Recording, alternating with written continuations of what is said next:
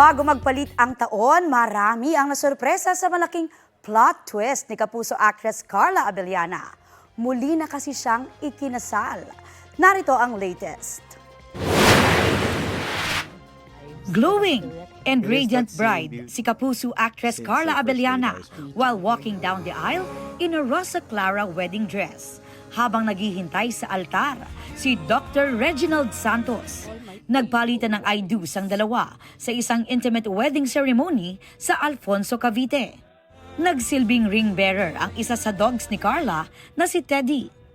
Nag-post din ang kanyang makeup artist na si Mariah Santos ng prep ni Carla na effortlessly radiant and elegant. Ipinost din niya ang portrait ni Carla na tinawag niyang most beautiful bride na mala Mama Mary raw ang beauty.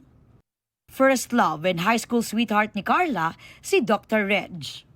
Kabilang sa mga ninang ng couple, si GMA Network Senior Vice President Attorney Annette Gozon Valdez. Present din sa kasal ang ilang malalapit na kaibigan at kaanak. Nag-share din ang kanilang guests ng videos and photos na kuha sa ceremony at reception ng kasal ng newlyweds. Don't imagine. Aubrey Carampel, nagbabalita para sa GMA Integrated News.